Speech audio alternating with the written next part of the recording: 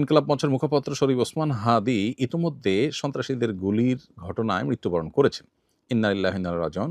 আমার জানা বিষয় হলো, শরীফ ওসমান হাদির এই মৃত্যু কি শাহাদাতের মৃত্যু হিসেবে গণ্য হবে? প্রিয় দর্শক, কোনো মানুষের মধ্যে যদি আল্লাহর সন্তুষ্টি লাভের আশায় মানুষের কল্যাণ সাধনা, ইনসাফ প্রতিষ্ঠা করা, মুসলিম মিল্লাতের চেতনা ধারণ করা এবং মানুষের অধিকার আদায় করার মানসিকতা থাকে এবং সেটার জন্য তিনি যদি লড়ে যান, সংগ্রাম করে যান, এমত অবস্থা যদি তার এই চেতনার কারণে তিনি আক্রমণের শিকার হন এবং মারা যান, সন্দেহাতীতভাবে তিনি শাহাদাতের মর্যাদা লাভ করবেন ইনশাআল্লাহ তাআলা।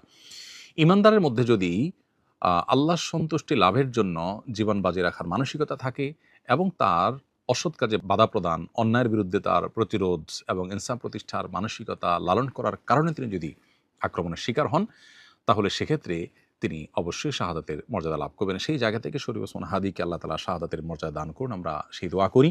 আর এমনিতেই নবী সাল্লাল্লাহু আলাইহি ওয়াসাল্লাম বলেছেন, মান কুতিলা দুনা দামিহি ফাহুয়া শাহীদ। যে ব্যক্তি কারোর হাতে খুন হয়েছে, জীবন রক্ষা করতে গিয়ে তার জীবন খুন হয়েছে, অর্থাৎ সাধারণ ধস্তাধস্তিতে অথবা কোনো ডাকাতের হাতে মারা গেছে, সেও শাহাদাতের মর্যাদা লাভ করেন। তাহলে সেক্ষেত্রে দ্বীনের কথা বা মুসলিম মিল্লাতের কথা বা মুসলিম চেতনার কথা বা ইনসাফের কথা বা মানুষের অধিকারের কথা যদি কেউ বলতে যান মুসলিম হয়ে এবং আল্লাহর কাছ থেকে যদি বিনিময়ে আশা করেন, তাহলে তিনি অবশ্যই শাহাদাতের মর্যাদা লাভ করবেন। অনেকে আছেন যারা বিপ্লবী মানসিকতা ধারণ করেন, তারা অন্যায়ের বিরুদ্ধে সংগ্রাম করেন। তাদের সে সংগ্রামকে আমরা অবশ্যই শ্রদ্ধা করব।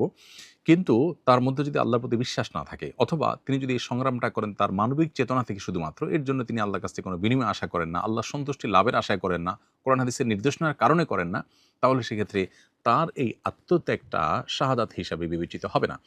শাহাদাত বিষয়টা আসলে নিয়তের সাথে সংশ্লিষ্ট বিষয়। কেউ যদি আল্লাহর সন্তুষ্টির আশায় জীবন বাজি রাখেন, যা করেন তা আল্লাহকে খুশি করার জন্য করেন, তার জীবন মরণ আল্লাহর উদ্দেশ্যে যিনি উৎসর্গ করার জন্য প্রস্তুত থাকেন, তাহলে সেক্ষেত্রে